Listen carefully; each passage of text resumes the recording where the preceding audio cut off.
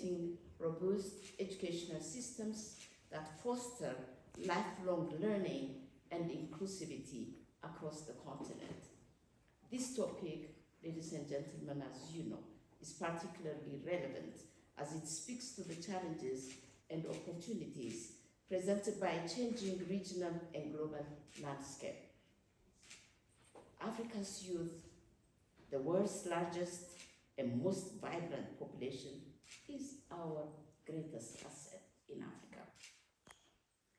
With 60% of our continent's population under 25, as you all know, investing in education and skills development is not just necessary. It is imperative for our socio-economic transformation, but as you rightly put it, my sister, for stability and peace in Africa. As we commemorate this theme, it's essential to remind ourselves of the robust continental policy frameworks we have developed, including the second 10-year implementation plan, the Continental Education Strategy for Africa, the Science, Technology and Innovation Strategy for Africa, which we call STISA, and the AU-EU Innovation Agenda. STISA, in particular, has emerged as a cornerstone for integrating science and technology into our educational system, greatly enhancing both access to education and the economic relevance of educational outcomes. As we look ahead, ladies and gentlemen, to the next iteration of STISA, which will take us to 2034, our focus must be on transforming how we approach issues of access, efficiency, relevance, and outcomes in our education system. As the continent's premier development agency, our ASTII plays a pivotal role in translating the STISA framework into tangible programs that support the use of science, technology, and innovation to strengthen our educational outcomes. This includes strong partnerships we have developed with long-standing partners such as Sweden and Germany. We have been working closely with Lund University and the Swedish International Development Cooperation Agency, SIDA, on the African STI Indicators Program, the ASTII.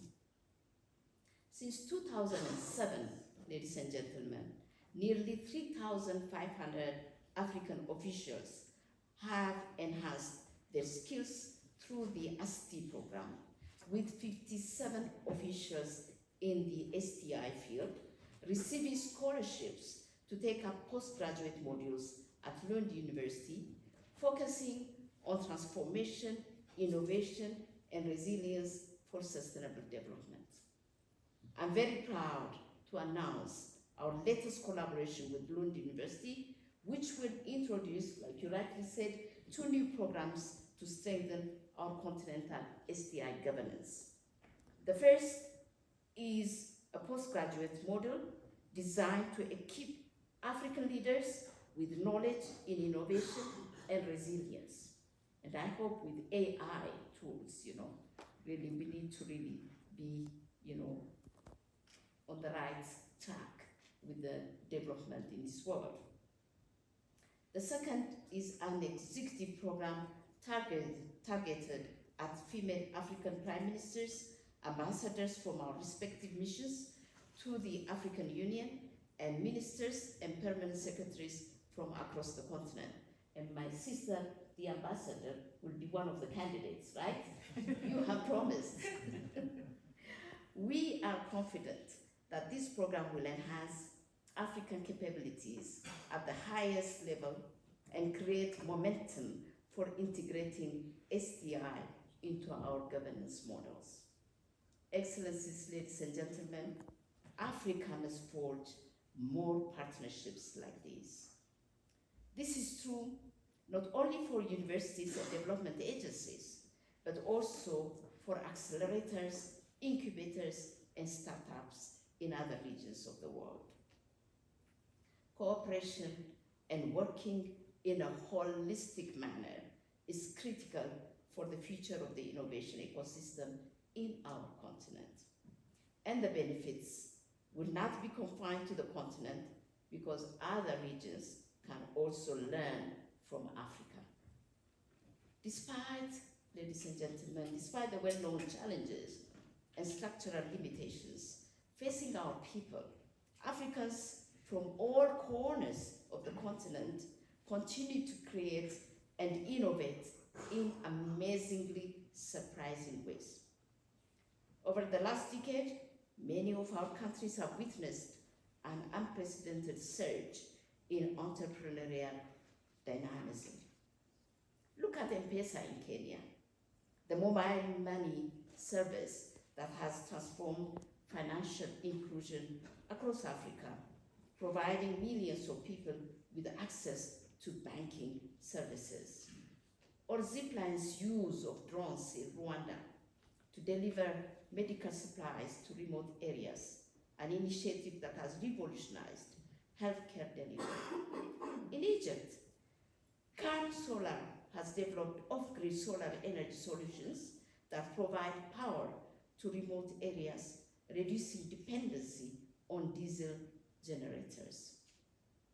In 2022, African startups secured $5 billion in funding through over 1,000 deals. Africa was the only region to experience positive year-on-year growth in startup funding with a 5% increase. We in Africa, we too can come up with innovative solutions to intricate problems. But despite these inspiring successes, we must do much more to create and sustain innovative ecosystems in our countries. We must prioritize youth entrepreneurship, particularly leveraging digital technologies to secure market access. I'm particularly proud of our work under our Skills Innovation for Africa, the SIFA initiative, which has unlocked 12 million euro to support youth entrepreneurship initiatives across the continent. As part of our proceedings today, we are proud to honor 20 outstanding innovators whose achievements reflect our commitment to fostering creativity and driving economic growth.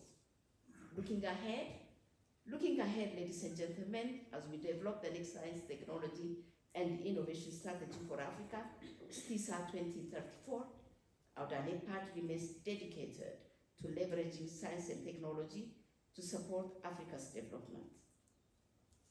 This collaborative approach will enable us to develop a clear plan that effectively addresses Africa's needs while fostering innovation and economic growth, anchored on the pillars of agility and inclusivity.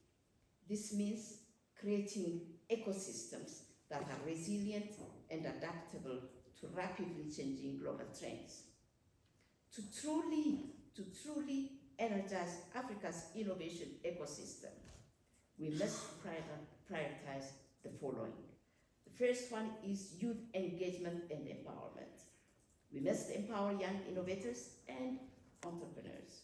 Programs like executive training in innovation and resilience are steps in the right direction. They keep our future leaders with the knowledge to drive Africa's transformation.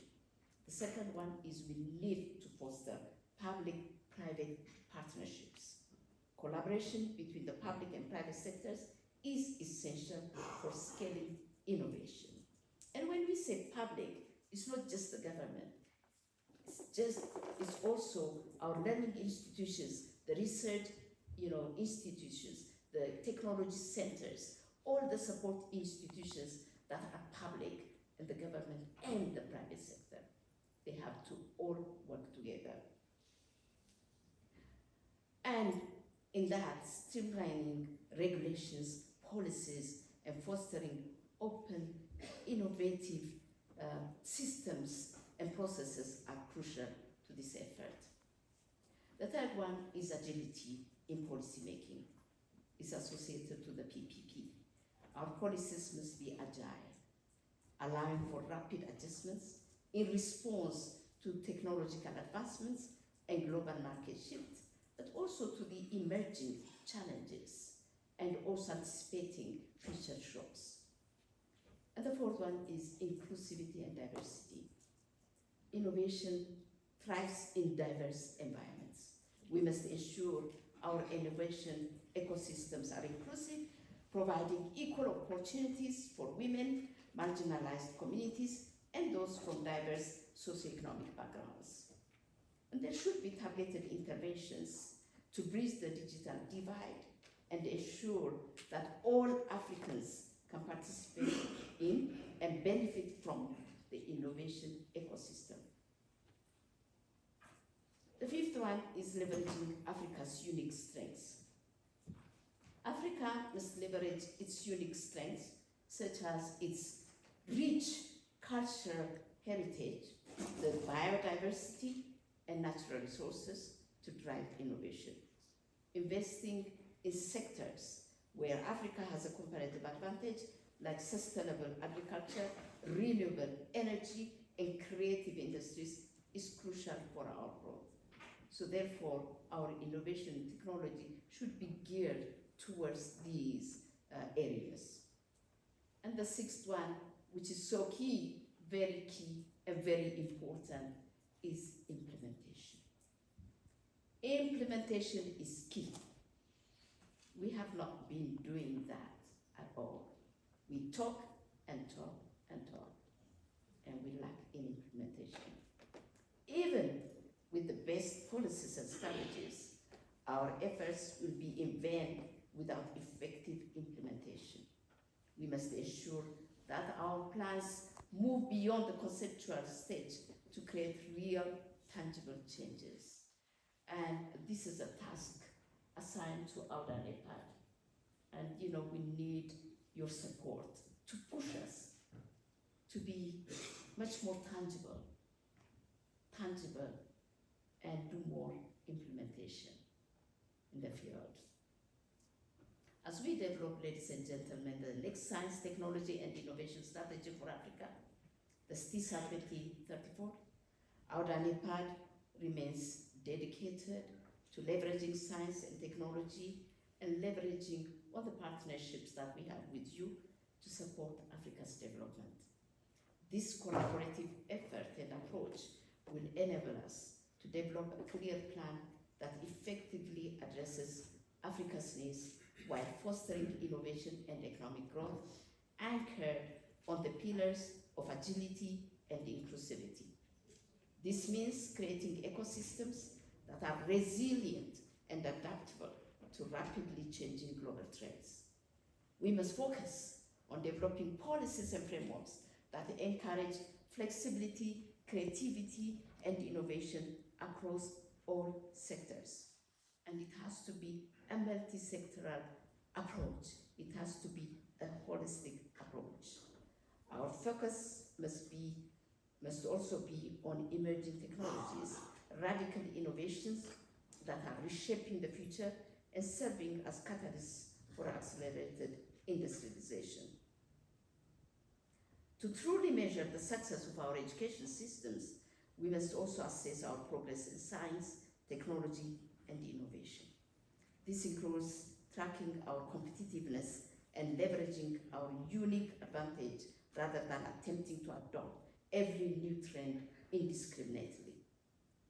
The collaborative efforts of our NEPAD and the African Union Commission have made it possible to measure this critical progress in Africa. Together, we have successfully delivered the African Innovation Outlook series. We have already produced 3 comprehensive reports, and I'm pleased to announce that the 4th African Innovation Outlook report will be released this year. In conclusion, as we reaffirm our commitment to education, to science, technology, and innovation as key enablers of our socioeconomic transformation, Let us intensify our efforts at the national and regional levels. Let us empower generations of Africans to lead and thrive in the 21st century and beyond. As our African revolutionary leader, Thomas Sankara, once said, let us dare to invent the future. Thank you very much. Thanks for your support and thanks for your call.